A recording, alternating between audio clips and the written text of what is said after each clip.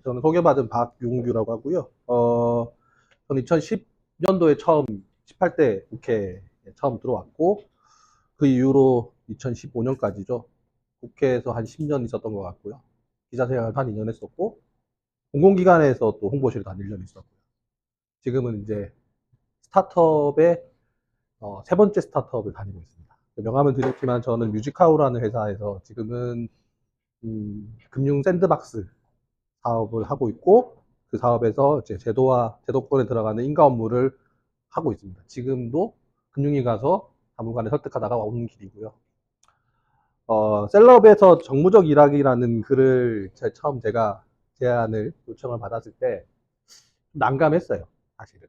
왜냐하면 제가 평소에 이제 여기 저희 후배들, 이 친구가 제 후배들이기도 한데 술 먹으면서 막 이런 정치 얘기들을 참 많이 했었어요.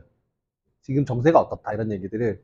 근데 갑자기 그걸 글로 좀 써봤으면 좋겠다라는 얘기를 해서 되게 많은 이제 고민들을 사실은 했어요. 그래서 제가 이 정무적 일학이라는 걸, 그러니까 정무 감각이라는 이야기를 우리가 참 많이 쓰는데 국회에서 과연 이걸 어떻게 정의하고 그러면은 이 역량을 정의가 됐으니 그러면 이제 정의 안에 들어있는 각종 요소들이 있을 건데 각 요소들을 어떻게 증폭시킬 수 있을까?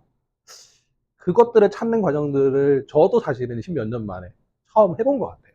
해보면서 내 편의 글을 썼고 오늘은 그 내 편의 이 책 글에 대한 이야기들을 주로 할 겁니다. 할 건데 뒤에 PPT는 그 글들을 정리한 거예요. PPT는 정리한 거고 이 PPT에는 사실은 이제 그 글도 그렇지만 사실은 사례가 별로 없어요. 뭔가 사례를 넣기에는 셀럽이 갖고 있는 그 두 정당의 그러니까 경쟁하는 두 정당들이 있다 보니까 어떤 정부적 판단이라는 건 어떤 정당에게는 안 좋은 이야기일 수도 있잖아요. 그러다 보니까 제가 많이 담지를 못했고, 일단 정무적이라는 말 혹은 정무 감각이라는 말 정의부터 일단 한번 해볼게요. 그 사전적인 정의는 제가 예전에 찾아보니까는 뭐 나란 일을 보는 뭐 그런 거다라고 쓰여 있어요. 근데 그것보다는 실상은 어떻게 쓰이냐 이거예요. 국회에서. 국회에서 실상을 쓰일 때 가장 많이 쓰이는 거는 정치를 보는 눈이라고 보통 볼 수 있을 것 같아요. 정무 감각이 좋다. 그 판을 잘 읽는 거죠. 판을 잘 읽는다는 건 일단은 뭘 물어보면 모르는 게 없어요. 정치 현안을 다 알아.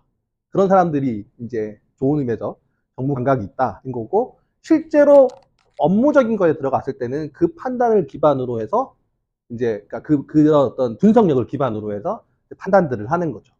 특히나 이제 그런 정무적 기능들이 필요한 의원실들이 있어요. 좀 지도부 의원실이나 뭐 대변인실이라든지 혹은 뭐 딱히 그래야 될 것 같지는 않는데 굉장히 그걸 요구하는 의원들도 있습니다. 그죠? 네, 본인들이 굉장히 필요하다고 생각하시는 분들이 계시니까 뭐 밖에서 볼 때는 딱히 필요 없어 보이는데 굉장히 그런 걸 요구하시는 분들이 계시죠. 그리고 방송 많이 하시는 분들, 방송 많이 하시는 분들이 사실 굉장히 많이 요구를 합니다. 그래서 근데 제가 이 정의를 하면서 생각을 해보니까 딱 그 정무 감각이라는 것 핵심이 전략적 사고 그리고 생각을 잘하는 게 중요한데 사실은 정무 감각이 뛰어나다라는 거는 결국에는 뭔가 문제를 해결하는 기능 이게 필요해 보이더라고요. 커뮤니케이션 스킬인데 여기서 커뮤니케이션은 대개는 보면은 언론이에요. 언론이 거의 대부분이고 그 언론과 커뮤니케이션 하는 역량일 거고 이 정무 감각이라는 게 그래서 이제 뭐 정책만큼 중요한 보좌진 혹은 정치인의 필수 역량이죠. 그래서 판을 읽고 전략을 세우고 상황을 전망하는 능력이다. 이렇게 써놨는데 사실 저도 정리를 해보니까 조금 저 말은 그냥 좀 있는 말 같고요. 오늘 되게 중요한 일이 있었죠. 정치판에. 무슨 일이 있었죠? 당대표가 됐습니다. 그분이 되셨어요. 그죠? 저는 좀 의외였어요. 의외였는데 득표율을 봤습니다. 국민의 힘이시니까. 그 득표율을 보고 혹시 어떤 생각을 하셨나요? 저랑 생각이 달라요. 굉장히 좋게 본 케이스인 것 같아요. 근데 저는 생각이 뭐냐면은 제 첫 일성은 이거였어요. 정신 못 차렸구나 여전히. 왜 그런 생각을 했냐면은 득표율을 가만히 보면은 당원 투표가 압도적으로 높아요. 그러니까 국민 투표는 김문수 후보가 높았고 당원 투표는 정노영 후보가 높았고 보면은 미세해요. 미세하게 이겼는데 저는 그 승리의 결론은 전환길이었다고 보거든요. 사실은 전환길이 그 정노영 후보를 지지하는 순간에 판세가 확 바뀌었고 확 올라왔어요. 그리고 그걸 등에 있고 구도로 봐서는 사실은 이길 싸움은 아니었거든요. 누구나 그렇게 얘기했을 겁니다. 그렇죠? 구도로 봤을 때 이길 싸움은 아니었는데 결과적으로는 막판에 그 전환길의 그 기능이, 그러니까 그런 어떤 역할이 이제 바뀌게 된 거죠. 그걸 보면서 저는 또 이런 생각을 했어요. 아, 앞으로 어떻게 될 건가? 이 당은 어떻게 될 건가? 여전히 딱 끝나자마자 이제 나오는 얘기들이 이제 뭐 대통령 만나러 그러니까 윤 만나러 갈 거네, 만나러 가면 어떻네 쭉 당내에서 이제 막 얘기들이 나오잖아요. 아, 여기서 이제 그런 고민이 있는, 그런 이제 생각을 해보는 거예요. 정부적 일학이라는 주제예요. 그래서 이 상황을 보면은 6개월 뒤에 어떤 모습일까? 6개월 뒤에 어떤 상황이 벌어질까요? 뭐, 우리 알 수는 없죠. 그죠? 6개월 알 수는 없는데, 지금 이 상황이 6개월 뒤에 줄 영향력은 큰 변화가 없겠다? 변화가 없겠다라는 생각이 일단 먼저 들 겁니다. 그죠? 어. 그러면은, 민주당은 좋은 건가요? 민주당 의원들은 이 상황을 즐길 것 같죠? 사실 즐기죠. 즐길 것 같죠. 누가 제일 즐길까요? 당대표가 제일 즐겁겠죠. 그죠? 예. 아, 어차피 안 만나도 되겠다. 왜냐하면 김문수가 됐으면 약간 애매했을 거예요. 아, 이거 만나야 되나? 악수는 해야 되나? 대통령이 복귀하면은, 귀국하면 청와대에서 이제 관례처럼 만날 거란 말이에요. 이제, 아, 방미를 했으니까 가장 큰 국제 행사를 하고 왔잖아요. 뭐 트럼프도 만났고 팬도 주고 오면서 기분 좋게 갔다 왔으니까 대국민 보고를 해야 되니 둘을 부를 거예요.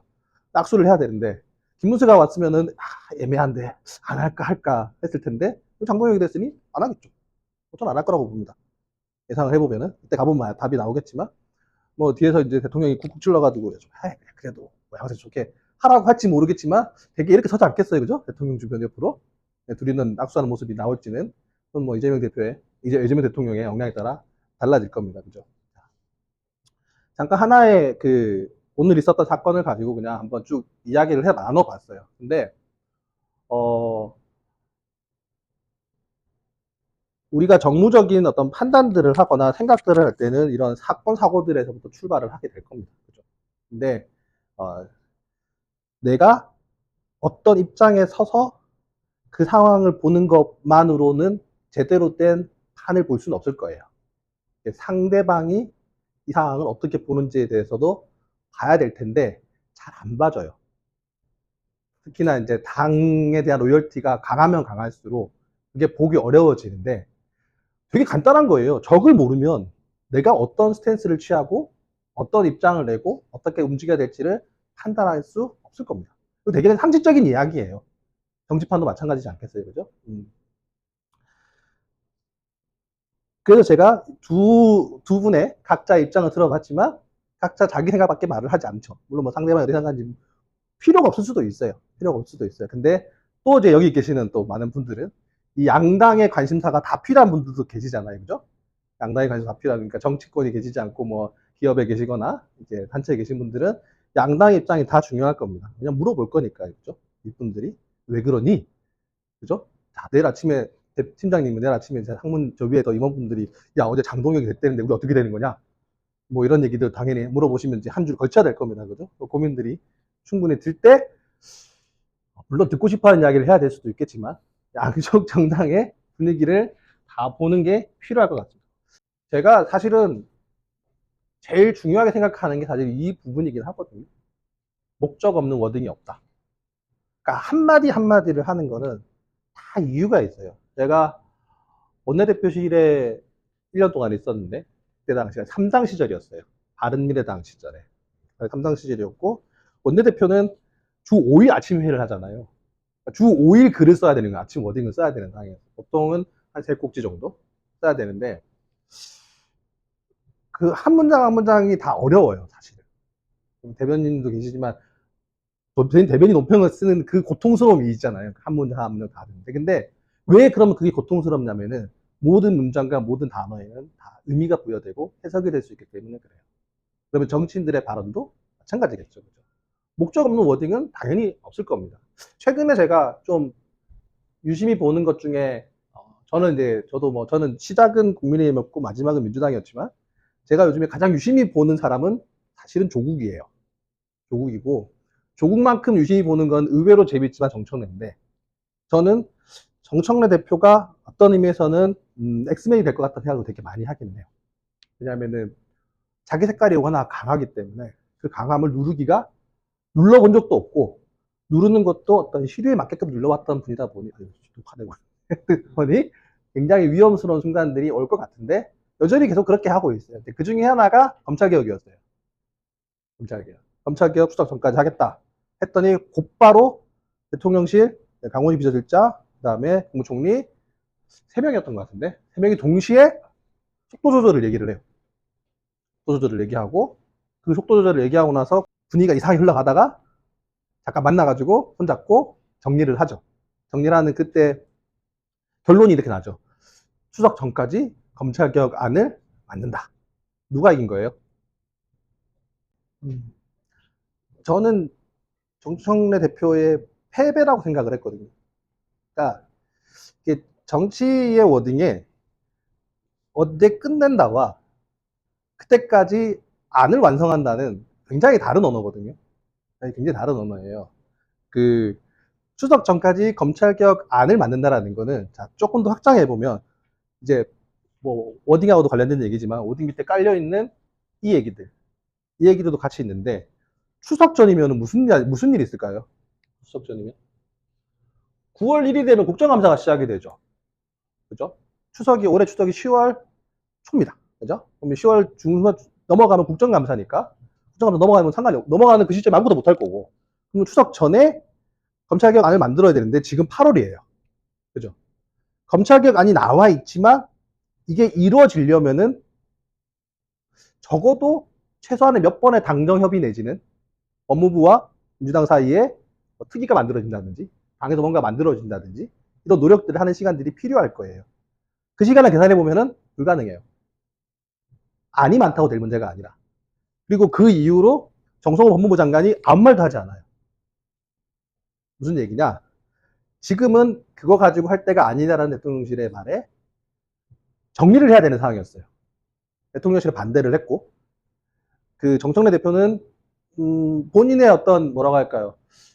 시대 정신이라기보다는 내란 정국을 끌고 가기 위한 또 다른 힘이라고 생각했거든요. 저는 검찰개혁이라는 게 내란 정국을 계속 끌고 가야 본인의 위상이 살아나는데 그걸 끌고 가기 위한 힘으로써 검찰개혁을 얘기를 했는데 저쪽에서 세게 나온 거야. 대통령실에서. 근데 이제 이게 정권 초기라는 상황 등등등을 볼 때 그 검찰개혁을 그러니까 검찰개혁안을 만들겠다라는 그 합의는 사실상 정기국회를 훌쩍 지나서 연말이나 되어야지 다시 한번 시도해 볼 수 있는 상황으로 바뀐 걸로 저는 이제 이해를 한 거죠. 목적 없는 워딩이라는 거는 그러면 그 워딩의 목적이 있었을 거 아니에요. 조금 한 대씩 더 들어가 볼게요. 그러면은 그 둘에 제가 처음에 질문이 누가 이겼나라는 질문을 했어요. 누가 이겼나라는 질문을. 대통령도 얼마 안 됐고 당대표도 얼마 안 됐는데 이 당대표의 특성이 본인이 굉장히 그 뭐라고 할까 관리형 당대표는 아니잖아요. 쉽게 말하면 우리가 흔히 구분하는 그 정청래 대표가 관리형 당대표는 아니에요. 그러면 본인이 굉장히 나서고 싶은 상황에서 던졌는데 청와대가 받을 줄 알았어요. 용산에 대통령실에서 받을 줄 알았는데 안 받고 눌러버린 거죠. 사실은 그게 무슨 뜻이냐? 정권 초기에 제발 대통령에게 모든 것이 주목될 수 있게 만들어 달라는 요청이었겠죠. 하지만 당대표의 얼굴, 면 안 살려줄 수는 없으니까 그때까지 가서 만들어 보겠다인 건데 과연 지금이 8월 26일이잖아요. 그죠?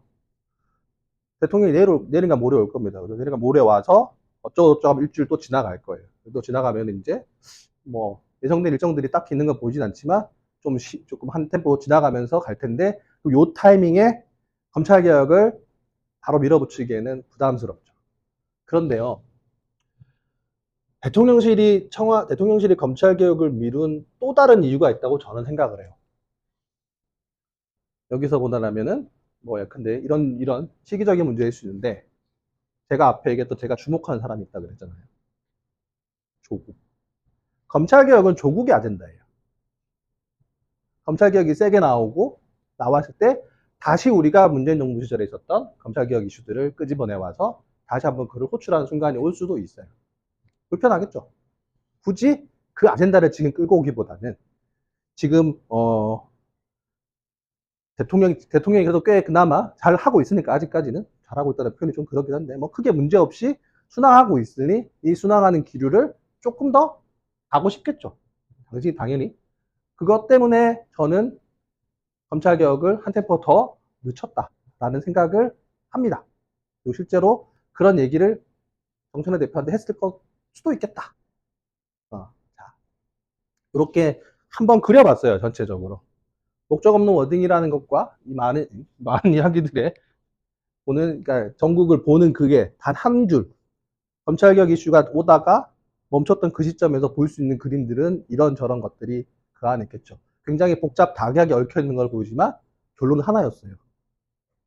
가장 힘센 사람이 내가 주목받게 해주세요.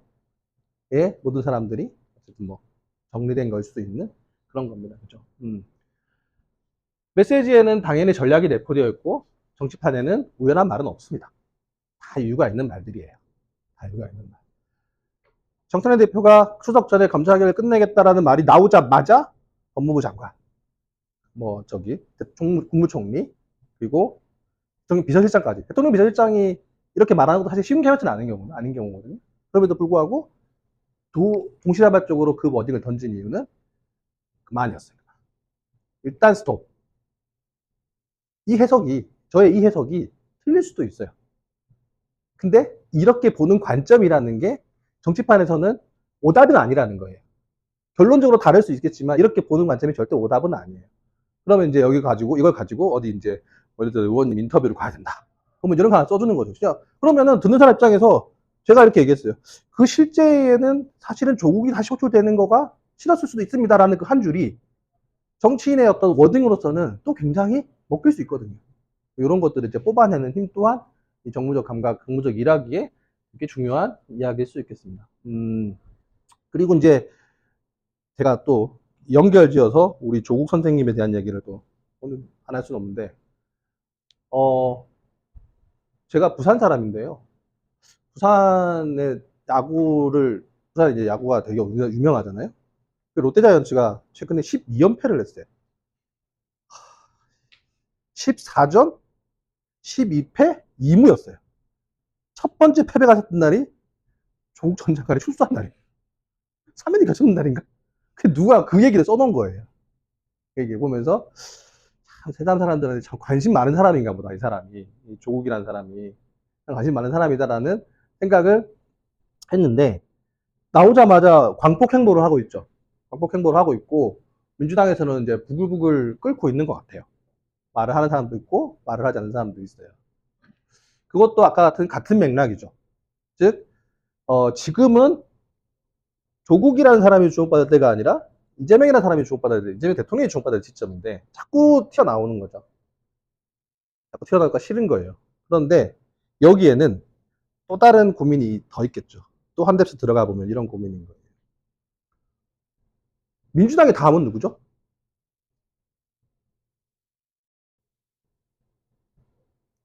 좀 더 넓혀볼까요? 전체적으로 다음은 누구죠? 지금 대한민국 정치 리더 중에서 내일 대통령 선거가 있다. 누가 1등 할까요? 누가 1등 할까요? 전 조국 1등 할 것 같은데요. 인지도가 워낙 높잖아요. 그죠? 일단 출발은 거기서 하는 거니까. 다가오는 권력에 대한 공포죠. 지금 현재 권력자들이 내가 정할 수 없고 내가 정해지지 않은, 내가 관심 없는, 혹은 나에게 도움이 되지 않을 다가오는 거에 대한 공포가 깔려있죠. 레전드 공포.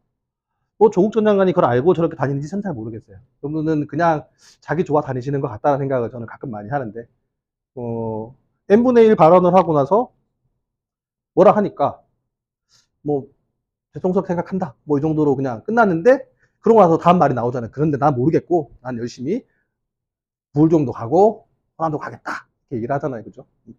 그런 거 보면은 뭐 어떻게 보면 눈치가 없는 걸 수도 있고 어떻게 보면 강단이 있는 걸지 모르지만, 조국 전 장관의 모든 워딩은 목적이 딱 한 가지죠. 다음은 나야. 다음은 나야. 라는, 좀 과도할 수도 있겠죠. 그죠? 근데 저는 그렇게도 해석할 수도 있겠다라는 생각을 많이 해봅니다. 지금 이 사례들이, 이 이야기들이 전부 어떤 워딩들과 행동들에 출발하는 것들이고, 그 출발하는 것들에 대해서 복잡 다격이 얽혀져 있는 것들인데, 제가 이런 걸 볼 때, 이런 지금 쭉 긴 얘기를 했던 이 상황을 볼 때 제일 중요하게 생각하는 단어는 한 글자예요. 왜예요, 왜? 저 말을 왜 할까요? 저 사람들이. 그 왜가 해석이 되면, 왜에 대해서 분석이 되면은, 사실은 그냥 지금 가셔도 돼요. 그거 대학하게, 아, 내가 이 왜를 어떻게 볼 수 있는 눈이 생긴다라면. 근데 그럼 이제 왜를 볼 때, 곁다리로 붙는 것들이 왜 지금, 왜 이 사람이, 왜 이런 표현을, 왜 이 장소에서 이런 등등등이 나오는 거예요. 목적 없는 워딩이라는 것에 포괄적인 한 문장은 그렇지만 실제로는 장소, 시간, 공간?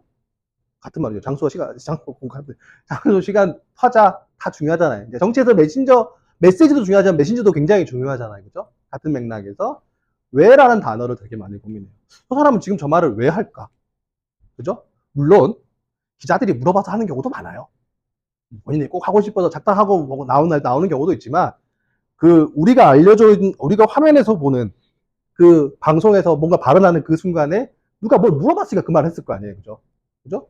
근데 기자들은 늘 그날의 가장 중요한 질문 하나를 들고 시장에 가서도 물어보고 백화점 가서도 물어보고 국회에서도 물어보고 의원실 가서도 물어봐요. 그날은 다른 질문을 하지 않아요. 그래서 늘 뭐 왜냐면은 그게 그날에 이제 기자들이 야마니까, 정치부 기자들이 야마다 보니까 그런 거다. 늘 발언이 그렇게 나오는 건데, 그럼에도 불구하고 그 말을 하는 사람이 있고 하지 않는 사람이 있죠. 네. 지금 묻지 마세요 하고 가는 사람이 있는 반면에 당당히 서가지고 그거에 막 열심히 이야기하는 사람들이 있어요. 뭐 그런 것들이 다 다른 거죠. 왜 그 타이밍에 저런 워딩을 할까라는 게 사실은 그거에 대해서 깊이 고민을 생각해 보면은 대개는 답이 나오는데, 정치인들은 정치인은 속성상 내가 정받고 싶잖아요. 내가 속해 있는 정당이 잘 되고 싶고, 뭐 이게 되게 단순한 고민부터 출발해 보면은 그 워딩과 그 상황에 대한 이해가 그렇게 어렵진 않아요. 막 되게 많은 걸 생각해야 된다는 거는 그 다음 문제인 거고, 왜라는 질문을 던졌을 때 나올 수 있는 첫 번째 답은 되게 의외로 간단할 수 있어요. 내가 더 대통령 되고 싶으니까, 혹은 내가 당대표 되고 싶으니까 라는 말로 출발하면, 그 다음 단계는 그럼 왜 이런 식으로 이어져 가는 형식으로 이해를 해볼 수도 있겠다. 그 왜를 찾는 거를 어떻게 찾을 거냐인 건데, 약간 이거는 뭐 들으시면 이상하게 생각할지 모르겠는데, 저는 아침에 지금은 뭐 거의 지금은 완전히 그렇게 하지는 못하지만, 아침에 우리나라 라디오 방송이 6개인가? 있어요. 있죠. 있는데, 제가 한참 이제 의원실에서 혹은 원내대표실에서 미친 듯이 할 때는 그 라디오를 거의 속기록을 다 봤어요. 다 봤고, 당연히 아침에 워딩은 다 봤고, 저녁에 집에 가면은 퇴근하고 목탄도 많았지만, 특별히 술을 마시지 않는 이상은, 8시에, 7시 40분이면 SBS 뉴스를 하고, 한쪽에 휴대폰을 틀어놓고 거기서 MBC를 듣고 9시에 KBS 뉴스를 봤어요. 출근할 때 당연히 라디오 듣고. 하루 종일 정치 이야기에 쌓여 살았어요. 하루 종일. 그러면은 놓치는 건 거의 없었던 것 같아요. 기억에. 누적된 시간들이 있었겠죠. 어떤 시간들이. 근데 뭐 다 하시기는 어려울 것 같고요. 사실 아침에 발언은 많은 것 같지만 사실은 얼마 없어요.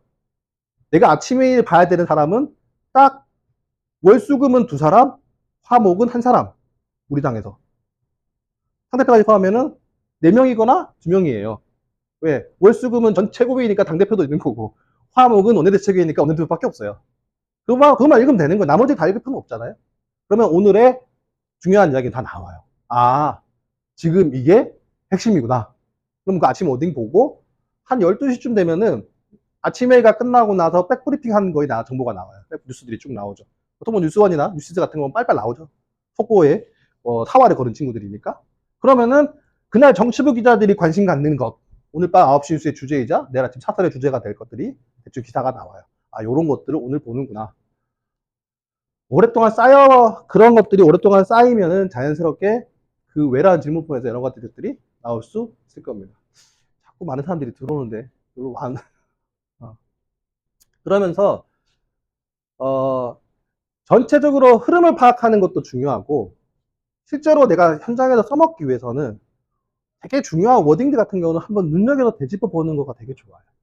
근데 말 잘하고 되게 말을 맛깔스럽게 하는 의원들이나 정치인들이 있잖아요. 대표적으로 보면은, 뭐, 동의 안 하실 수도 있지만, 저 같은 경우에 제가 많이 참고했던 분 중에 한 분이 박지원 의원. 박지원 의원의 메시지는 간결하고 되게, 흉내 낼 수는 없지만, 잘 들어오는 메시지들을 잘 쓰시죠. 요즘에는 조금 연세가 있으신지 한 20년 전보다만큼은 아닌 것 같은데 여전히도 되게 촌철살인하는 메시지와 힘이 있죠.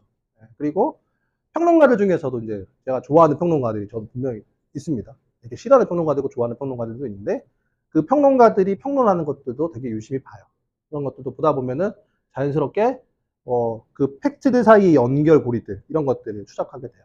그런 것들까지 이제 같이 연습하다 보면은 아까 그 왜라는 질문과 그 연습들이 쌓여서 글도 써보고 스마트에서 말도 해보고 토론도 해보다 보면은 자연스럽게 조금씩 성장하는 순간들이 올 수도 있을 겁니다.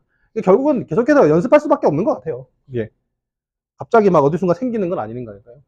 그냥 간단하게 말씀드리면 그런 결과들이 이제 SNS 메시지로 나오거나 법안 계획은 사실은 뭐 흔치 않은 것 같긴 해요. 대신에 이제 뭐 위기 관리 이런 것들에서는 좀 의미가 있을 것 같고요. 근데 자꾸 보다 보면 재밌기도 해요. 아닌가요? 저만 그런가요? 저는 되게 재밌었는데. 글쓰기 얘기는 조금 해야 될 것 같아요. 어차피 실무적으로 정무적 분석, 정무적 일하기에 뭐 내가 현장에서 사람들과 대하고 위기 관리가 되게 중요하지만 결국은 드러나는 건 글이다 보니까 글을 어떻게 쓰는지는 뭐 길게 얘기하진 않겠지만 좀 고민해 보시면 좋은 게 저는 글을 쓸 때 제일 중요하게 생각하는 게 사실은 단어예요. 아까 제가 말씀드렸듯이 목적 없는 워딩이 없다는 것 핵심은 어떤 단어를 쓰느냐거든요. 지금도 저는 사전을 자주 찾아봐요. 정확한 단어를 썼는지에 대해서. 왜냐하면 우리가 관행적으로 그냥 흘려 쓰는 단어들이 되게 많아요. 촌철살인, 뭐 등등등 뭐 여러 단어들이 있을 텐데 자칫 잘못 써버리면은 엉뚱한 얘기가 될 수도 있고 분위기 파악 못하는 글이 될 수도 있고 다양할 수 있기 때문에 단어를 되게 중요하게 생각을 하고 그 역시나 글이 이제 어디에 위치할 글인가에 따라서 되게 다르겠죠. 되게 상식적인 이야기 같습니다만 이 글이 SNS 글이다. 혹은 이 글이 뭐 칼럼이다. 혹은 이 글이 연설문이다. 5분 발언이든 뭐 이런 연설문에 따라서 되게 다를 거예요. 그리고 이제 이거는 이제 그 발언하신 분하고 혹은 그 글을 올리시는 분하고 맞춰야 되겠죠. 내가 강한 걸 좋아하거나 틀린 걸 좋아하거나. 근데 자유롭게 구사하는 능력이 필요한데 한 뎁스 더 들어가 보면은 그걸 요구할 수도 있어야 되죠. 내가 이 순간에 되게 강한 톤을 나는 썼으면 좋겠는데 뭐 의원이나 내가 모시는 분이 이건 아닌 것 같다라고 했을 때 그냥 따라갈 수도 있어요. 따라갈 수도 있는데 그래도 아니다 싶으면은 더 센 얘기를 할 수도 있는 그러면 그거에 대한 근거는 필요하겠죠. 뭐 그런 것들까지도 처음부터 뭐 그렇게 세게 얘기할 수는 없겠지만 내가 조금 한 뎁스 물러났다가 다시 생각해 보면은 더 강한 이야기를 하는 상황이 올 수도 있고 그럴 때 미묘하게 바꿀 수 있는 것들이 결국 단어예요. 미묘하게 그 톤 조절을 할 수 있는 게 어떤 단어를 쓰는가에 따라서. 그리고 이건 아까 했던 거랑 좀 비슷한 얘기인데 이 단어 하나가 주는 차이가 어마무시한 거죠. 잠시라는 그 이게 제가 이 글 썼을 당시에 어떤 누군가의 누가 당을 떠난 사람이 있었던 것 같아요. 그래가지고 제가 이걸 보고 유심히 봤어요. 이 단어가 붙는지 안 붙는지. 이게 뭐냐면 잠시 당을 떠납니다는 얘기는 나는 지은 죄가 없는데 일단 세상이 시끄러우니까 잠깐 있다 올게요 뜻이고 당을 떠납니다는 난 너무 지은 죄가 많아서 못 돌아올 것 같습니다. 최근 같으면 이춘석 의원님 얘기겠죠. 이춘석 의원이 잠시 당을 떠납니다 그러면 돌멩이 맞았겠죠. 당에서. 물론 영원히 떠났지만 제명당했지만 제명당하게 됐지만은 그런 미묘한 뉘앙스 차이를 보면서 또 연구도 하는 거예요. 제가 쓰기도 하지만 보면서도 배우는 것들이 단어 선택에 중요한데 잠시 당을 떠나면 돌아올 수 있는 룸이 있지만 당을 떠나면 돌아올 수 있는 룸이 없죠. 뭐 그런 것도 담고 있는 거예요. 근데 이걸 그냥 써버리면은 물론 저런 실수는 하지 않겠지만 그냥 써버렸을 때 생길 수 있는 문제는 있을 수 있습니다. 비유, 은유, 고사성어 잘 못 쓰면 큰 사고 많이 나죠. 많이 납니다. 잘못 썼다가는. 그래서 무조건 사전 찾아봐야 되는 것 중에 하나고요. 숫자도 당연한 거고요. 그리고 저는 개인적으로 되게 중요하게 생각하는 거예요. 아무것도 하지 않는 것도 되게 중요한 전략이다. 사실은 정부적 일하기 할 때 보면은 뒤에 마지막 편이 그 얘기거든요. 위기관리 얘기가 사실은 마지막 편 얘기인데, 제가 이제 있었던 의원실 중에서 폭풍이 몰아쳤던 의원실들이 있었어요. 늘 폭풍이 몰아치는 의원실이 있었는데, 그러면은 그 모든 걸 다 대응할 수가 없잖아요. 사람이 한계가 있으니까. 되게 좋을 것도 있고 안 좋을 것도 있는데, 어떨 때는 그냥 아무것도 하지 맙시다가 정답일 수도 있어요. 근데 이때 어려운 점은 뭐냐면은, 제가 언젠가 그 얘기를 했더니 그 의원님 저한테 그러시더라고요. 그건 네 일이 아니기 때문에 너는 그렇게 말할 수 있지만 나는 내 일이기 때문에 이게 안 돼. 라고 하는 말에 전 또 꽤 큰 깨달음을 얻었어요. 그러니까 보좌하는 내 입장에서, 당사자인 내 입장에서는 안 했으면 좋겠는데, 내가 일을 하기 싫었을 수도 있어요. 안 했으면 좋겠는데, 당사자인 그분 입장에서, 그 의원 입장에서는 왜 내가 참아야 돼? 난 억울한 게 없는데. 라고 할 수도 있겠죠. 뭐 그런 갈등 상황은 뭐 경우에 따라서는 영감이 원하는 대로 해줄 수도 있겠으나, 기본적으로 아무것도 하지 않는 것도 방법일 수 있습니다. 꽤 중요한 방법이기도 하죠. 그리고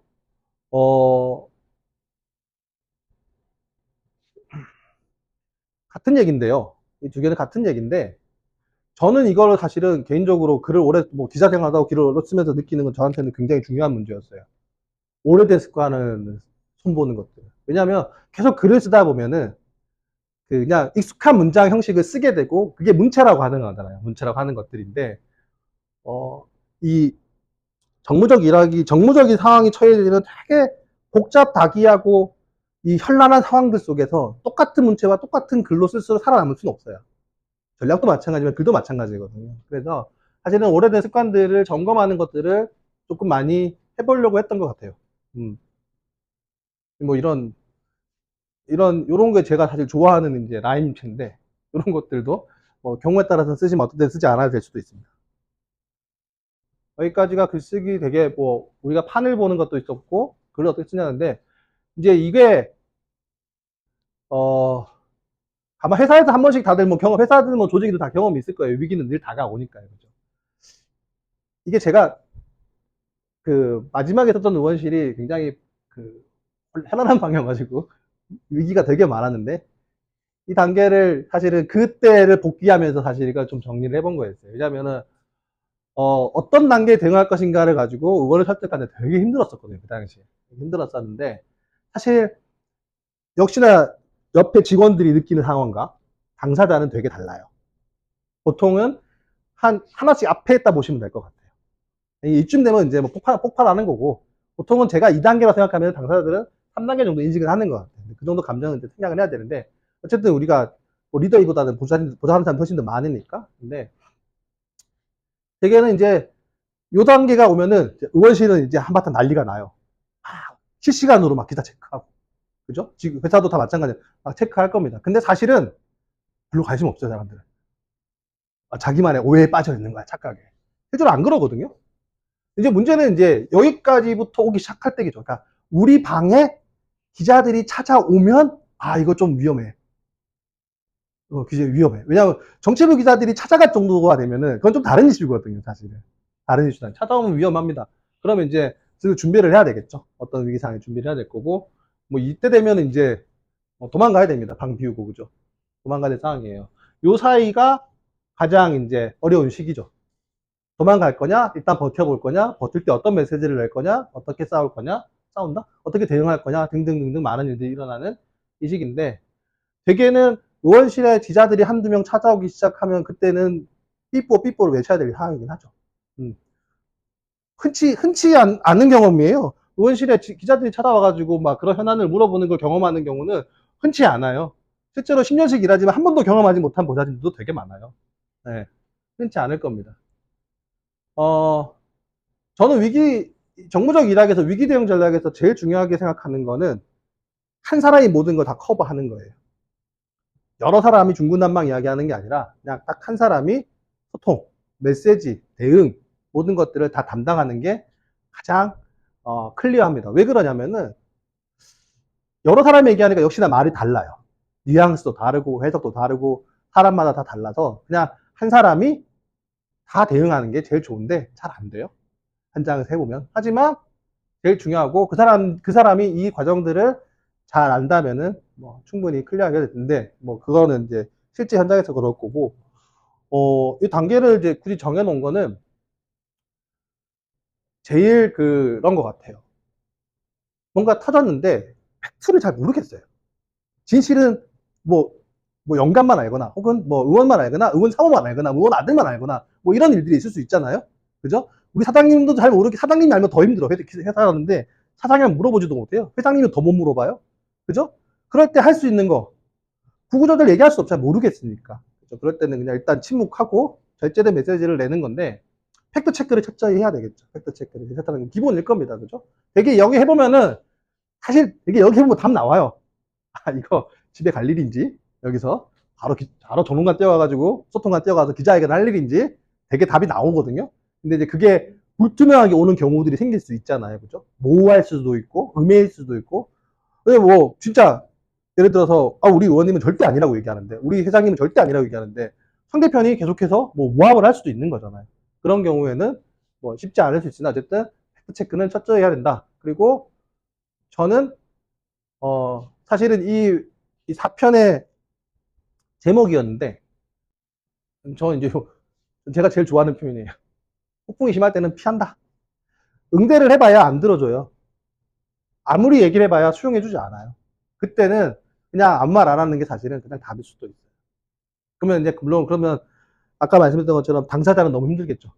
당사자는 너무 힘들겠으나 뭐 내가 당당하다라면은 잠시 폭풍우는 피하는 게 좋겠다는 건데, 그러다 보면 어느 순간 또 빨리 지나가잖아요. 정치판 이슈라는 것들이 그렇게 오래 가는 이슈들은 아니니까요. 지나가는데 뭐 진짜 말 그대로 대선 후보급과 같이 일하는 게 아니라면은 사실은 대부분의 경우는 일주일 못 갈 겁니다.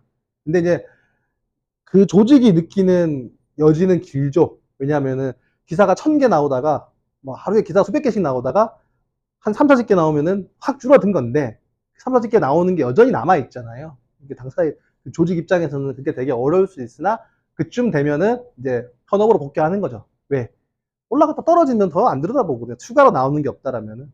그럴 때에서 사실은 정무적으로 내가 누군가의 조언을 해야 되거나 또 판단을 해야 될 때는 위기 상황에서는 글쎄요. 들이받아서 이길 수 있는 싸움은 아닌 것 같아요. 정치판에서는. 대개는 일단 한 걸음 뒤로 물러서서 지켜보는 것이 훨씬 낫지 않을까 생각이 좀 들고요. 나중에 제가 내 편의 글에 되게 다 나와 있는 내용들을 정리를 한 거여가지고요. 보시면 될 것 같고, 요런 얘기를 해드리면 좋을 것 같아요. 그러니까, 저는 20살, 21살에 대학에 입학해서 지금까지 정치판에서 전공으로 바로 밥 벌어먹고 왔던 것 같아요. 정치학 전공했고, 석사했고, 박사했고, 국회에서 일했고, 기자했고, 쭉 이렇게 살아오다 보니까, 그냥 정치가 제 삶이었고, 그리고 이런 걸 보는 걸 워낙 좋아했고 하다 보니까 조금 더, 다양하게 보는 관점들을 보게 됐고, 연습하게 됐고, 실무에 적용해 봤던 경험들이 있었던 것 같아요. 그럼 결국 다시 돌려드리면 무슨 얘기냐면은, 이게 교과서가 있거나, 막 뭔가 답이 정답이 딱 있어가지고 갑자기 공부한다고 확 늘어가는 게 아니라, 꽤 쌓여야 되는 것 같아요. 꽤 오랫동안 쌓여야 되는 것 같고, 그 쌓이는 과정에서 어떤 것들이 도움이 될까라고 했을 때, 제가 그 의원실에 저희 이제 처음 초임 직원들이 오거나 혹은 지금도 뭐 이렇게 처음 일한 친구한테 해주는 말이 주간지를 추천을 많이 해요. 지금은 잘 안 보지만 주간지 추천을 되게 많이 하는데, 주간지를 보라고 하는 이유가 있는 게요. 우리가 보는 지금 다 휴대폰으로 보고 하잖아요. 기사가 속보성 기사들을 자주 빨리 보는 건 되게 익숙한데 흐름을 잘 못 봐요. 큰 그림 보기가 되게 어려워요. 근데 그나마 주간지가 보통 저희가 그 박스 기사를 쓰면 한 800자 전후 정도 쓰는데 800자 1000자 정도 쓰는데 주간지 한 1500자 정도 돼요. 그러면은 한 서너 개 기사가 쭉 몰려서 한 챕터가 이루어지는데 그런 게 두세 편이 모여서 기획 파트 같은 게 만들어지잖아요. 그러니까 어떤 사건 사고의 시작과 끝과 끝 그리고 분석하는 방식 이런 것들을 되게 찬찬히 볼 수 있어요. 그래서 저는 이제 뭐 제 경험을 이야기해 드리자면은 저는 대학교 1학년 때부터 2학년 한 2학년 말까지 거의 한 2년 가까이 한겨레 21을 매주 가판에 사서 제일 상단에 있는 제호부터 제일 마지막 편의 광고까지 다 읽었어요. 저희 교수님이 시키기도 했지만 그렇게 한 2년 정도 되니까 집에 한 이만큼 쌓이더라고요. 가판에 싼 게. 근데 그때는 휴대폰이 없던 시절이었어요. 다행히. 휴대폰에 인터넷이 안 되는 시절이었어요. 그러니까 이제 강의실에 앉으면은 티가 나오면 이제 그거 줄 쳐가면서 읽기도 하고 그렇게 해서 한 2년 정도 되니까는 고사에 있었던 웬만한 일들은 특별히 더 다른 친구들보다 조금 더 전후 좌우 맥락들을 보게 되는 눈이 생긴 것 같아요. 그리고 그 이후로는 뭐 그렇게까지 열심히 사지는 않았는데 그래도 간간히 사가지고 처음부터 끝까지 보는 건 했었던 것 같아요. 지금은 이제 그렇게는 못하는데 그게 저한테 사실 크게 남았던 것 같아요. 그 시간 동안 대학교 1학년, 2학년 때 시절이긴 한데 물론 뭐 계속 정치학 공부를 하니까 한국 정치 상황도 보고 뭐 판도 뛰어다니고 했으니까 달라질 텐데 제가 여러분들한테 해드릴 수 있는 얘기는 그런 것 같아요. 이 몇 가지 원칙들은 있을 겁니다. 뭐 왜라는 걸 계속 생각한다든지, 그리고 오늘 일이 1년 뒤에 어떻게, 6개월 뒤에 어떻게 벌어질 건지 생각해 보는 것도 되게 중요하고, 상대편의 생각도 되게 중요한 것 같고, 이런 것들 몇 가지 원칙들을 가지고 상황을 보면서, 보는 거는 보는 눈인 거죠. 분석하는 힘은 힘인 건데, 오히려 또 오랫동안 정치라는 게 또 역사 필요하지 않겠습니까? 상황을 보는 것들이. 이제 이런 것들을 쌓아가는 힘이라면은 그런 게 좋고, 또 하나는 평론하시는 분들이 그 주말 같은 데 보면은 좀 길게 하는 경우들이 가끔이 있어요. 그런 거 좀 찾아가지고 길게 평론하는 것들을 찬찬히 들어보는 것도 괜찮아요. 뭐, 어, 추천을 해드리자면은 김 씨로 시작하시는 분들이 몇 분 계시고, 예, 뭐윤 씨도 계시고, 많은 분들이 계신데, 그 선배분들 다 잘해요. 잘하시고, 근데 제가 뭐 특별히 어떤 분을 톡 집어서 말씀드리긴 좀 그러니까, 그냥 패널도 여야가 있잖아요. 있다 보니까.